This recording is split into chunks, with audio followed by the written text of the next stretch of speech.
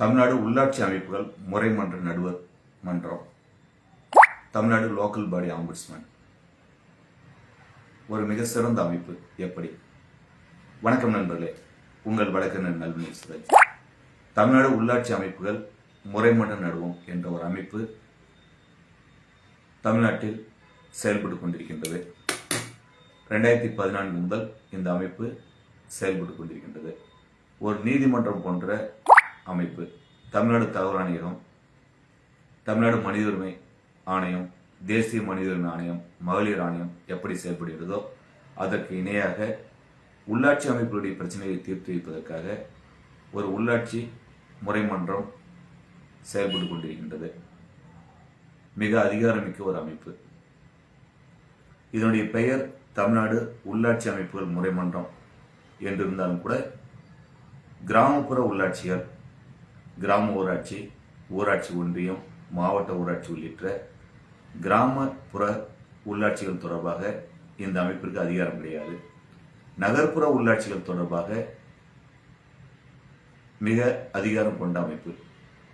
பேரூராட்சிகள், நகராட்சிகள், மாநகராட்சிகள் போன்ற நகர்ப்புற உள்ளாட்சிகளுடைய ஊழல், நிர்வாக குறைபாடுகள், பிரச்சனைகள், சிக்கல்கள் என நகர்ப்புற உள்ளாட்சி தொடர்பான அனைத்து விதமான விஷயங்களிலும் தலையிடுவதற்கான அதிகாரம் தமிழ்நாடு உள்ளாட்சி அமைப்புகள் முறைமன்ற நடுவத்திற்கு இருக்கின்றது. தமிழ்நாடு லோக்கல் பாடி ஆம்புட்ஸ்மேனுக்கு நகர்ப்புற உள்ளாட்சி தொடர்பான அனைத்து விதமான பிரச்சனைகளையும் விசாரிக்கக்கூடிய அதிகாரம் இருக்கின்றது. இந்த அமைப்பு சென்னை கிண்டியில் உள்ள அண்ணா சாலை கதவு எண் 100 செயல்பட்டு கொண்டிருக்கின்றது. இந்த அமைப்பில் யார் புகார் கொடுக்கலாம் என்றால், யார் வேண்டுமானாலும் புகார் கொடுக்கலாம். தமிழக அரசு, நடுவண் அரசு அல்லது அரசுடைய உயர் பதவியில் உள்ள அரசின் சார்பாக புகார் கொடுப்பதற்கான அதிகாரம் யாருக்கு இருந்ததோ அவர்கள் கொடுக்கலாம். அல்லது குடிமக்கள் யார் வேண்டுமானாலும், இந்திய குடிமக்கள் மட்டுமல்ல, யார் வேண்டுமானாலும் தமிழ்நாடு உள்ளாட்சி அமைப்புகள் முறை மன்ற நடுவரிடம் புகார் மனுக்களை கொடுக்கலாம். இந்த புகார் மனுவிற்கு கட்டணம் ₹10 செலுத்த வேண்டும். கோர்ட் ஃபீஸ் ஸ்டாம்ப் மூலமாக, நீதிமன்ற கட்டண ஒட்டுவில்லை மூலமாக மட்டுமே கட்டணம் செலுத்த வேண்டும். படிவம் 1 என்று ஒரு படிவத்தை அவர்கள் வெளியிட்டிருக்கின்றார்கள். இந்த படிவம் தமிழிலும் ஆங்கிலத்திலும் இணையதளத்தில் இருக்கின்றது. பதிவிறக்கம் செய்து கொண்டு இந்த படிவத்தை பூர்த்தி செய்து உங்களுடைய கோரிக்கையினை, புகாரினை முழுமையாக தனித்தாளில் தட்டச்சு செய்து அல்லது கையில் எழுதி புகார் தொடர்பான ஆவணங்களை இணைத்து, அசல் ஆவணங்களை இணைக்கக்கூடாது, ஜெராக்ஸ் நகல்களை இணைத்து தபால் மூலமாக, பதிவஞ்சல் மூலமாக அல்லது நேரில் தமிழ்நாடு உள்ளாட்சி அமைப்புகள் முறைமன்ற நடுவரிடம் வழங்கலாம். நேரில் கொடுக்கின்ற பொழுது சென்னை கிண்டியில் உள்ள அண்ணா சாலை 100 கதவு எண்ணில் உள்ள தமிழ்நாடு உள்ளாட்சி அமைப்புகள் முறைமன்ற நடுவத்திடம், அதனுடைய செயலாளரிடம் நேரில் கொடுக்க வேண்டும். பதிவஞ்சல் மூலமாக அனுப்புபவர்கள் செயலாளர், தமிழ்நாடு உள்ளாட்சி அமைப்புகள் முறைமன்ற நடுவம், கதவு எண் 100, அண்ணா சாலை, கிண்டி, சென்னை என்கின்ற முகவரிக்கு பதிவஞ்சலில் அனுப்பி வைத்திருந்தால் உங்களுடைய புகார் மனு நீதிமன்ற வழக்கு போல் ஏற்கப்பட்டு விசாரணைக்கு உங்களுக்கு அழைப்பு வரும். எதிர் தரப்பையும் அழைப்பார்கள். 2 தரப்பையும் அழைத்து உங்களுடைய புகார் மீது விசாரணை செய்து புகாருக்கு தீர்வு வழங்குவார்கள். எப்படி ஒரு மனித உரிமை ஆணையம், தமிழ்நாடு தகவல் ஆணையம், பெண்கள் ஆணையம் உங்களுடைய வழக்குகளை விசாரணை செய்கின்றதோ அதேபோல் இவர்களும் விசாரணை செய்வார்கள். உள்ளாட்சி அமைப்புகள் என்கின்ற தலைப்பு இருப்பதால் உள்ளாட்சி அமைப்புகள் தொடர்பான அனைத்து வகையான புகார்களையும் இங்கே அளிக்க முடியாது. நகர்ப்புற உள்ளாட்சி தொடர்பான புகார்களை மட்டுமே இங்கு வழங்க முடியும். குறிப்பாக மாநகராட்சியுடைய மேயர், மாநகராட்சியுடைய கவுன்சிலர்கள், மாநகராட்சியுடைய அலுவலர்கள், மாநகராட்சியுடைய ஊழியர்கள், நகராட்சியுடைய தலைவர், நகராட்சியுடைய துணைத் தலைவர், நகராட்சியுடைய உறுப்பினர்கள், நகராட்சியினுடைய பணியாளர்கள், அலுவலர்கள், நகராட்சியிடம் சம்பளம் வாங்கக்கூடிய அனைவரும், மாநகராட்சியிடம் சம்பளம் வாங்கக்கூடிய அனைவரும், பேரூராட்சியினுடைய தலைவர், பேரூராட்சியினுடைய துணைத் தலைவர், பேரூராட்சியினுடைய உறுப்பினர்கள், பேரூராட்சியினுடைய செயல் அலுவலர், பேரூராட்சியினுடைய ஊழியர்கள், பணியாளர்கள், அலுவலர்கள் என்று மாநகராட்சி, நகராட்சிகள், பேரூராட்சியினுடைய பணத்தில் யார் யாரெல்லாம் சம்பளம் வாங்குகின்றவர்களோ, வேலை செய்கின்றார்களோ அவர்களுக்கு எதிராகவும் மாநகராட்சி, நகராட்சிகள், பேரூராட்சிகளில் மக்கள் பிரதிநிதியாக பணியாற்றக்கூடிய தேர்ந்தெடுக்கப்பட்ட பிரதிநிதிக்கு எதிரான புகார்கள் அனைத்தையும் தமிழ்நாடு உள்ளாட்சி அமைப்புகள் முறைமன்ற நடுத்தரம் கொடுக்கலாம். ஊழல் புகார், நிர்வாக செயல்பாடுகள் கூடிய பிரச்சனைகள், உங்களுடைய கோரிக்கை மனுக்கள் மீது உரிய காலத்தில் பதில் வழங்காதது உள்ளிட்ட அனைத்து வகையான பிரச்சனைகளையும், நகர்ப்புற உள்ளாட்சியில் தொடர்பான அனைத்து வகையான பிரச்சனைகளுக்கும் ஒரு நீதிமன்றம் போன்று உங்களுடைய பிரச்சனையை வழக்காக எடுத்துக்கொண்டு விசாரிப்பதற்கான அதிகாரம் உள்ள இந்த அமைப்பிடம் நீங்கள் புகார் கொடுக்கலாம். விசாரணைக்கு நேரில் அழைப்பார்கள். சென்று உங்களுடைய ஆவணங்களை, அசல் ஆவணங்களை கொடுத்து விசாரணையில் நீங்கள் நேரில் பங்கேற்கலாம். நேரில் பங்கேற்க முடியாத சூழலில் உங்களுடைய அதிகாரம் பெற்ற ஒரு நபரை இந்த விசாரணைக்கு அனுப்பி வைக்கலாம். உங்களுடைய அனுமதி கடிதம், வேண்டுகோள் கடிதத்தை இணைத்து ஒரு நண்பரை அனுப்பி இந்த விசாரணையில் நீங்கள் பங்கேற்கலாம். உங்கள் சார்பாக உங்களுடைய அமைப்பை சார்ந்தவர்கள் புகார் கொடுக்கலாம். ஊரில் உள்ள பொது பிரச்சனைகள் தொடர்பாகவும் புகார் கொடுக்கலாம். ஒரு நகராட்சியிலோ, மாநகராட்சியிலோ அல்லது பேரூராட்சியிலோ நீங்கள் கொடுத்த புகார் மனுவிற்கு அவர்கள் 30 நாட்களில் பதில் வழங்கவில்லை, 90 நாட்களில் இறுதி முடிவு வழங்கவில்லை என்ற சூழலில் அந்த மனு தொடர்பான கோரிக்கையினை அரசாணைகள் படி அந்த உள்ளாட்சி நிர்வாகம், நகர்ப்புற உள்ளாட்சி நிர்வாகம் செயல்படாமல் உங்களை ஏமாற்றி இருப்பது தொடர்பாக கூட தமிழ்நாடு உள்ளாட்சி குறைதீர் நடுவர் மன்றத்திலும் நீங்கள் புகார் மனுக்களை கொடுக்கலாம்.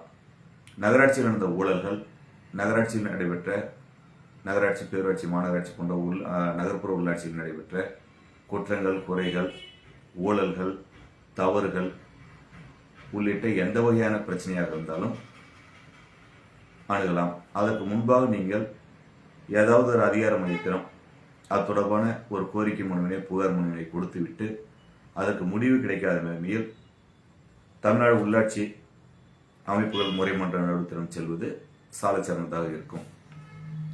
யார் இந்த உள்ளாட்சி மன்றத்தில் புகார் கொடுப்பதற்கான தகுதியற்றவர்கள் என்று பார்த்தால், அப்படி இந்த சட்டத்தில் எதுவும் குறிப்பிடப்படவில்லை.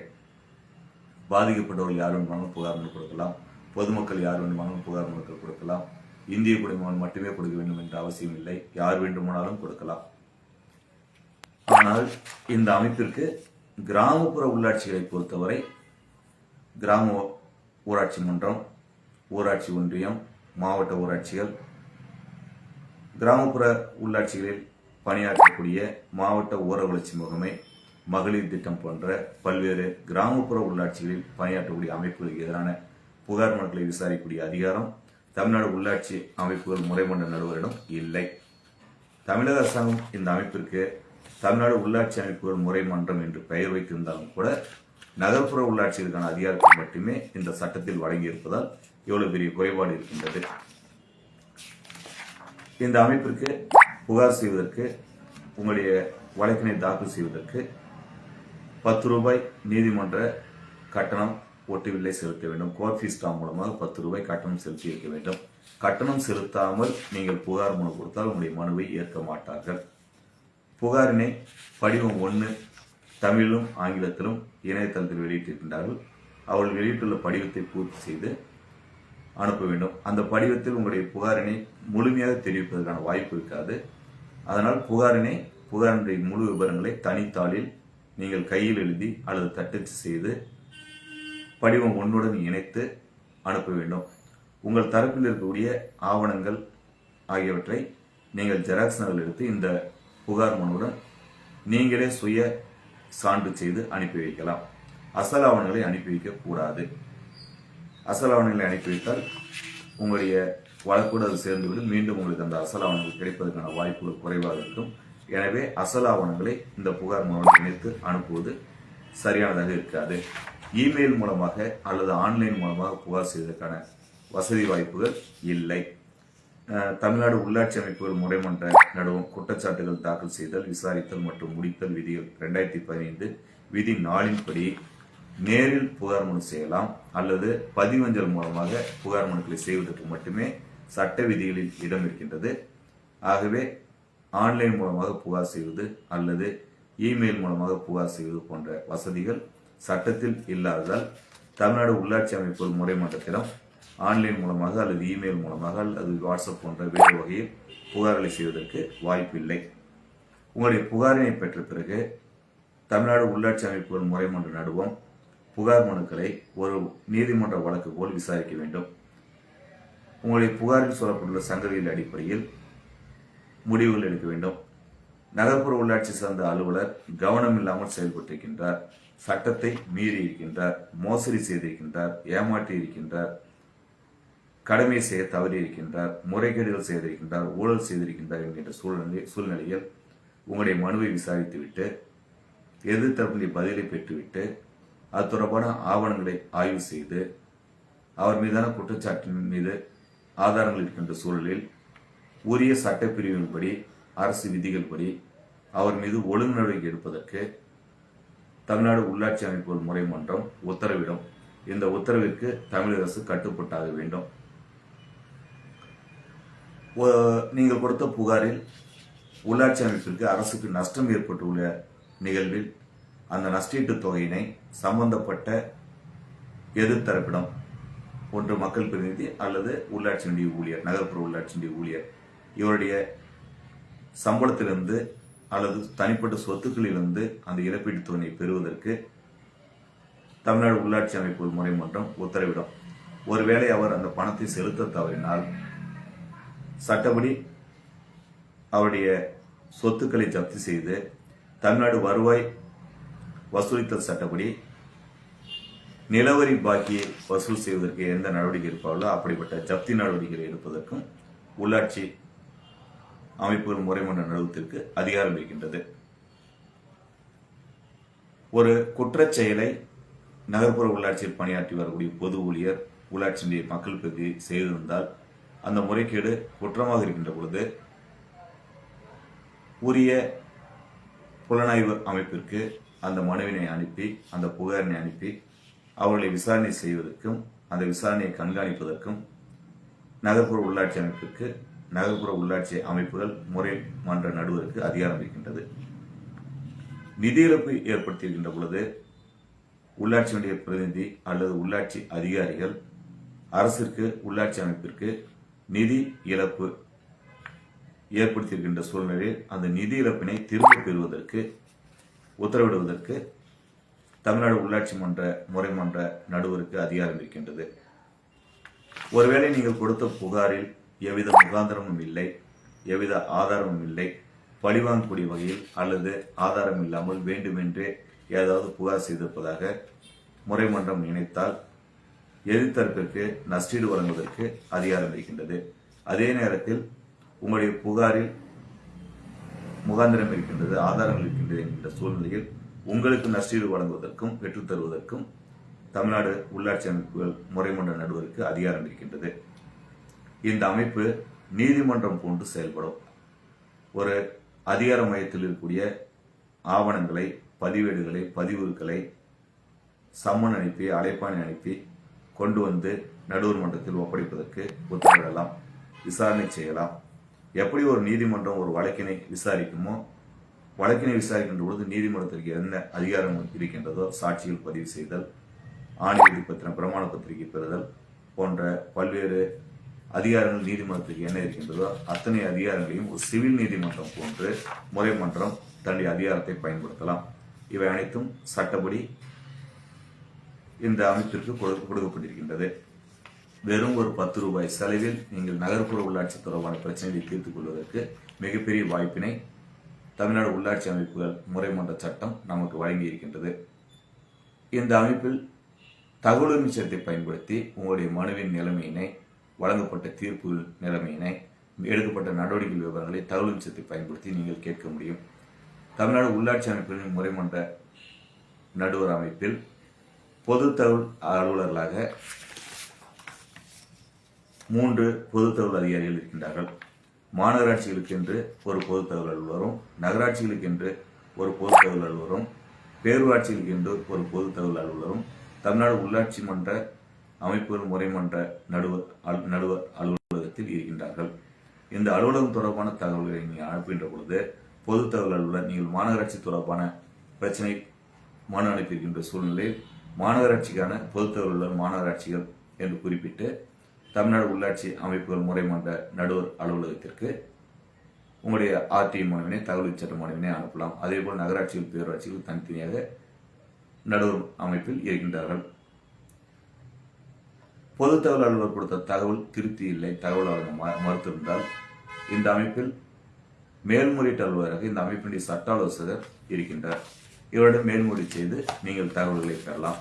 இந்த அளவில் தமிழ்நாடு உள்ளாட்சி அமைப்புகள் முறைமன்ற நடுவம் என்கின்ற நகர்ப்புற உள்ளாட்சிகளுக்கான அமைப்பு, குறைதீர் அமைப்பு, ஒரு ஆம்புட்ஸ்மேன் அமைப்பு, சட்ட அதிகாரமிக்க அமைப்பு இருக்கின்றது. இது தொடர்பான விழிப்புணர்வு நகர்ப்புற பகுதியில் வசிக்கக்கூடிய பொதுமக்களிடம், சமூக ஆர்வலர்களிடம், பொது சேவை செய்யக்கூடிய அமைப்புகளிடம் இல்லாதனுடைய விளைவாக வெறும் ஒரு 10 ரூபாய் செலவில் ஒரு வழக்கு தொடரக்கூடிய பிரச்சனைகளை தீர்த்து கொள்ளக்கூடிய வாய்ப்பு இருந்தும் நிறைய பேர் பயன்படுத்தாமல் இருக்கின்றோம். தமிழ்நாடு உள்ளாட்சி அமைப்புகள் முறைமன்றத்தை நகர்ப்புற உள்ளாட்சியில் இருப்பவர்கள் அதிக அளவில் பயன்படுத்த வேண்டும். கிராமப்புற உள்ளாட்சியில் இருப்பவர்கள் தமிழ்நாடு உள்ளாட்சி அமைப்புகள் முறைமன்றம் என்று இருப்பதால் தங்களுடைய கிராமப்புற ஊராட்சிகளுக்கு இவர்கள் அதிகாரமிக்கவில்லை என்று நினைத்து இவர்களை பயன்படுத்துவதை தவிர்க்க வேண்டும். நிறைய மனுக்கள் தவறுதலாக அனுப்பி கொண்டிருக்கின்றார்கள். அவ்வாறு தவறுதலாக அனுப்பக்கூடிய மனுக்களை இந்த அமைப்பு தமிழ்நாடு உள்ளாட்சி அமைப்புகள் முறைமன்ற நடுவம் கிராமப்புற உள்ளாட்சிகள் தொடர்பாக விசாரிப்பதற்கு அதிகாரம் இல்லாததால் உங்களுடைய மனுவை ஒன்று தள்ளுபடி செய்வார்கள் அல்லது மாவட்ட ஆட்சியர் போன்ற கீழ் அதிகாரம் உள்ள அமைப்புகளுக்கு பரிந்துரை செய்து உங்கள் மனுவை விசாரிக்க சொல்கின்றார்கள். எனவே கிராமப்புற உள்ளாட்சியை சார்ந்தவர்கள் இந்த அமைப்பினை பயன்படுத்துவதை தவிர்க்கவும். நகர்ப்புற உள்ளாட்சியை சார்ந்தவர்கள் மாநகராட்சி, நகராட்சி, பேரூராட்சி பகுதிகளில் இருக்கக்கூடிய நகர்ப்புற உள்ளாட்சி பகுதியை சார்ந்தவர்கள் நகர்ப்புற உள்ளாட்சிகளில் இருக்கக்கூடிய மக்கள் பிரதிநிதிகள் அரசு ஊழியர்களுக்கு எதிரான புகார் மனுக்களை அதிக அளவில் தமிழ்நாடு உள்ளாட்சி அமைப்புகள் முறைமன்ற நடுவுத்திறம் 10 ரூபாய் செலவில் அனுப்பி தீர்வு பெற முயற்சிக்க வேண்டுமாய் கேட்டுக்கொள்கின்றேன். நன்றி, வணக்கம்.